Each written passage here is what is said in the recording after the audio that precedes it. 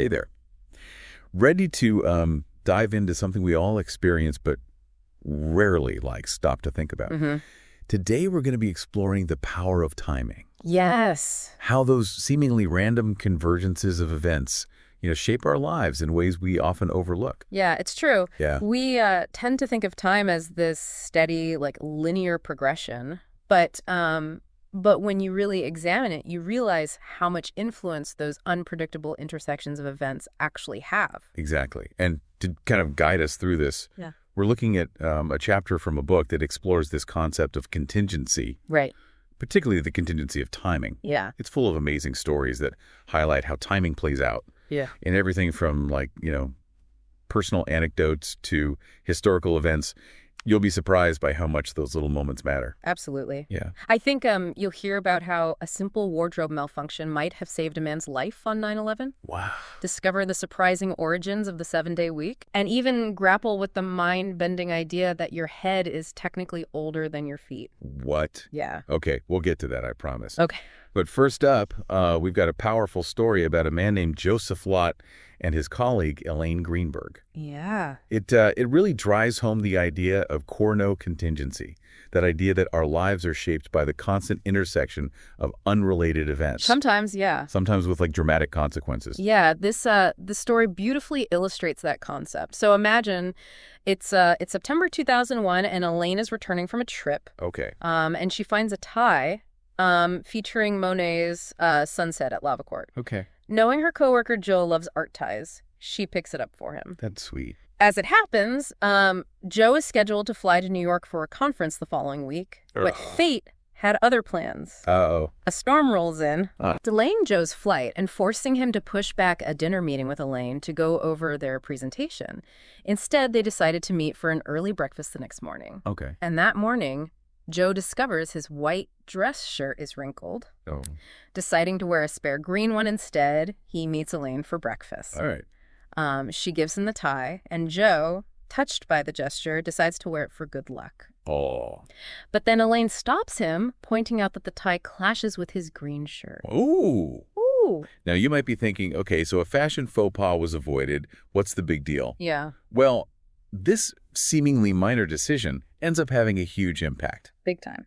Because while Joe is back in his hotel room ironing his white shirt, the first plane hits the World Trade Center. Oh, wow.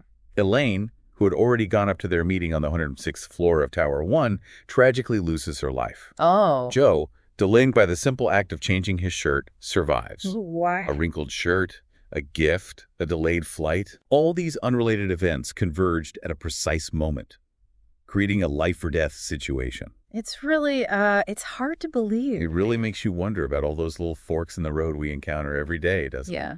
What if Joe hadn't brought a spare shirt? What if the flight had been on time? It's both fascinating and a bit unnerving to think about all of that. Absolutely, yeah. And it highlights how these convergences are constantly shaping our paths, even if we only see the impact in dramatic situations like this one. Right. It brings to mind the idea of the garden of forking paths. Oh. Which is a powerful metaphor to help visualize how time unfolds. Okay, I'm intrigued.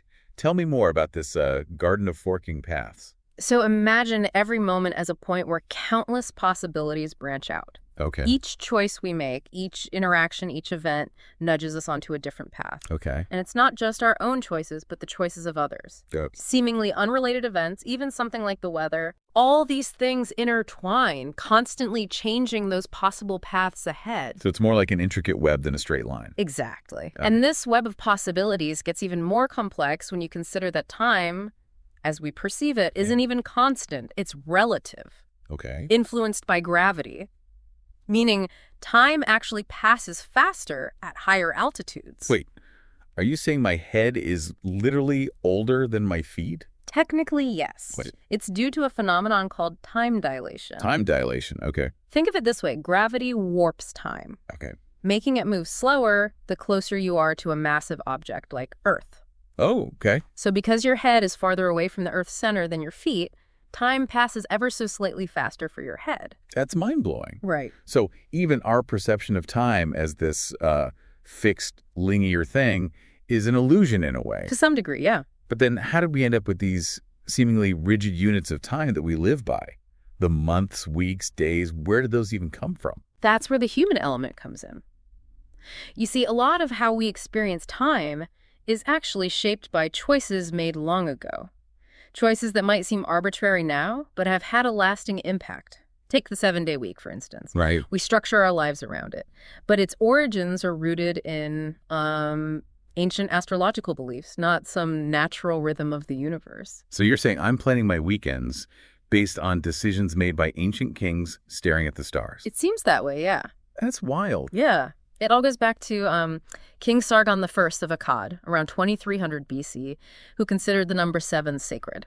This 7-day week later popped up in the Hebrew Bible, though not used for timekeeping as we do today. Right. Okay. I mean, since the Romans had something to do with it. You got it. In the 1st century BC, the Romans adopted a 7-day planetary week, Okay. believing that each day was ruled by a different celestial body. They could see 5 planets, Okay. plus the sun and moon, bringing us to 7. Uh-huh. Mm. So Monday is Moon Day and Friday is Venus Day. It makes sense now. It's fascinating how those early decisions still affect us, even though they seem, so arbitrary. Yeah, that's the thing about these early choices. They have this, what you might call lock-in effect. It's like a path that, once chosen, becomes harder and harder to deviate from. So even though we've imposed this structure on time, it's still influencing us in ways we might not even realize. Absolutely. But it also makes you wonder if our experience of time is so shaped by, human constructs. Does that mean it's all subjective? Not entirely. While we have imposed structure, there's another layer to this. Our biology. Okay. We all have internal clocks that influence our moods and behaviors. And these rhythms can have surprisingly large-scale effects, too. Like how I'm way more productive in the morning. Does everyone have that? You're not alone. There's actually a pattern to human mood and behavior throughout the day. Okay. Research shows people tend to be more optimistic and positive in the mornings, hit a bit of a slump in the afternoon, then rebound in the evening. Okay, that's reassuring. So my afternoon slump is scientifically validated. Yes. But are you saying these individual rhythms can actually impact things on a larger scale? How is that even possible? Well, let's talk about that after. How about a quick break? Yeah. We'll be back in a moment to explore how something as seemingly subjective as your mood can actually ripple out and affect things like financial markets. Wow. It's more connected than you might think. Okay, let's take a quick break and we'll be right back. All right, we're back. And before the break, you mentioned that even our internal clocks can have large-scale effects. I'm still trying to wrap my head around how something as personal as my mood could possibly, impact things like the financial market. Yeah. Yeah. It might seem like a stretch, but there's actually some intriguing research on this. Okay. One study looked at company earnings calls, those events where companies announce their financial results. Right. They found that calls held in the morning were consistently more positive and upbeat than those held in the afternoon, Really? even when the actual financial data was similar. So you're telling me that the time of day a company chooses to announce their earnings could actually influence how investors react? Yeah. It seems that way. That's incredible. It highlights how, even in the seemingly rational world of finance, these subtle influences of time can have an impact. And it underscores a bigger point. If timing is so important, why don't we account for it more in the way we study the world? Yeah. Particularly in fields like social science. Now that you mention it, that's a great question. It seems like if timing can influence financial markets, Right. it's probably playing a role in all sorts of social phenomena too. You're absolutely right. And yet, many of the traditional research methods used in social sciences aren't really designed to capture these nuances of timing. Yeah. They often rely on a snapshot view, assuming that the same factors will produce the same results regardless of when they occur. So they're kind of missing that crucial when element. It's like assuming that mixing flour, sugar, and eggs will always make a cake, whether you add the flour before or after baking it. Yeah. Clearly, the sequence matters a lot. It does. It does. That's a great analogy. It highlights how the sequence of events, the timing of things, can completely change the outcome. Right. And in the real world, things are never static. Right. So assuming that all else is equal, that the same cause will always have the same effect, regardless of the context or the time period, well, that's a pretty big assumption. Yeah, which brings us to the idea of ceteris paribus, that concept you mentioned earlier. Right. It means all of the things being equal, right? Right. But as we've seen, in a world where timing matters so much, things are rarely ever equal. Exactly. And relying on that ceteris paribus assumption can be misleading, especially when you're trying to study something as complex as human behavior or social trends. It's like trying to understand a river by studying a single photograph of it. Yeah. You completely miss the flow, the currents, the constant change that makes a river what it is. Okay. So let's talk about some real-world examples where this ceteris paribus assumption might fall short. Can you give us like a concrete example of how ignoring the element of time could lead to misleading conclusions? Sure. Let's consider the question of whether pandemics reduce productivity. Yeah. It might seem straightforward. Yeah. But to answer it accurately, you need to consider the when, Yeah. the specific time period and context of the pandemic. I see what you mean. The COVID-19 pandemic showed us that working from home is possible on a large scale. But that wouldn't have been the case even a few decades ago. Exactly. Imagine if a novel coronavirus had emerged in 1990. Right. Without widespread internet access or personal computers, working from home would have been unimaginable for most people. The same pandemic would have had a completely different impact on productivity simply because of the time period. So the same cause of pandemic Right. can have wildly different outcomes depending on the technologies available, the social norms in place, Yeah. even the economic conditions at the time. Right. It's all about context. And that's where traditional social science research methods sometimes fall short. They often try to isolate variables and control for everything except the factor being studied. Okay. But in doing so, they might miss the crucial influence of timing, of how things unfold in a specific sequence and within a particular context. It sounds like we need a new approach, a way of thinking about research that acknowledges this dynamic, ever-changing nature of the world and incorporates the element of time. I think you're right. There's a growing movement within social science to move beyond those static models. Right. And really embrace the complexity of how time influences things. So are we talking about entirely new research methods, or is it more about changing the way we frame those research questions? It's likely a combination of both. We need to develop better tools and techniques for analyzing data that take time into account. Okay. But we also need to ask different questions. Instead of just looking for correlations between factors, we need to think about the sequence of events, the feedback loops, the delays and accelerations that shape outcomes. So rather than asking, do pandemics reduce productivity, a better question might be, how does the impact of a pandemic on productivity vary across different time periods and contexts? Exactly. By acknowledging the crucial role of time, we open ourselves up to a much more nuanced and accurate understanding of the world. Right. We start to see that there are rarely simple, universal answers. The same cause can lead to very different effects depending on when and where it occurs, and the sequence of events really does matter. This is making me rethink so much of what I thought I knew about research.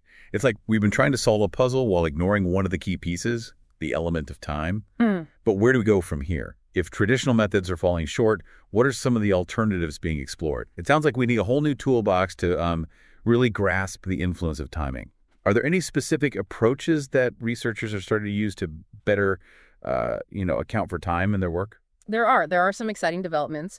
One approach is using more dynamic models that can capture change over time. Things like agent-based models or network analysis. Okay. These tools allow researchers to simulate how systems evolve and interact rather than relying on static snapshots. So instead of looking at a single point in time, they're creating models that show how things unfold over time, allowing for those complex interactions and feedback loops you mentioned. Exactly. And that can lead to some really surprising insights. For example, in epidemiology, researchers are using these models to understand how diseases spread through populations, taking into account things like travel patterns, social networks, and even the timing of interventions like vaccinations. That makes a lot of sense. It's like those simulations you see of traffic patterns where they can model how changes in speed limits or road closures will impact the flow of traffic over time. Precisely. And these kinds of models can be applied to a wide range of fields, from economics to political science to ecology. Okay. They're helping us understand how systems behave over time, which is crucial if we want to make better predictions and decisions. So it's not just about studying the past, but also about using these models to anticipate the future and potentially even influence it. Thinking back to the pandemic example, if we had better models that incorporated the element to time, might we have been able to respond, more effectively? It's certainly possible. If we had a better understanding of how quickly the virus was spreading, how different interventions might impact the trajectory of the outbreak over time. Right. We might have been able to take more targeted actions earlier on. Of course, there's always an element of uncertainty when dealing with complex systems. Right. But incorporating the element of time into our models certainly gives us a better chance of making informed decisions. Well, this has been such an eye-opening conversation. It's amazing to think about how this seemingly simple concept of timing has such profound implications for, like, how we understand the world, how we conduct research, and even how we make decisions in our own lives. It's true. We often take time for granted, but it's really the foundation of everything. And as we've seen, acknowledging the power of timing can lead to some really powerful insights. It allows us to see the world not as a static picture, but as a constantly evolving story where the sequence of events matters. Right. Where tiny moments can have huge consequences and where change is the only constant. As we wrap up this deep dive, I'm wondering if you could leave our listeners with some key takeaways, some things to keep in mind as they go about their day-to-day lives. Sure. What's the, one message you'd want them to remember about the power of timing? I think the most important takeaway is to be present and adaptable. We can't control everything, but we can be aware of the influences of time, those forks in the road moments that can send us down different paths. Yep. And we can be open to new possibilities, recognizing that what seems fixed today might be completely different tomorrow. Right. Time is always moving, and so are we. That's a great reminder. And to add to that, I think it's crucial to cultivate a sense of curiosity. Ask questions, challenge assumptions, and don't be afraid to rethink what you thought you knew. The world is a complex and ever-changing place. Yes. And timing is always at play. The more we understand about this invisible hand of time, the better equipped we'll be to navigate the twists and turns of life and make choices that align with our goals and values. Beautifully said. So as you go about your day, your week, your year, take a moment to consider, what role is timing playing in your life right now? What seemingly small decisions or events might be setting the stage for something much larger down the road? You might be surprised by the answers. Thanks for joining us on this deep dive into the fascinating world of timing. We hope it sparked some new insights and inspired you to think about the world in a whole new way. Until next time, keep your clocks ticking, your calendars flipped, and your minds open to the unexpected.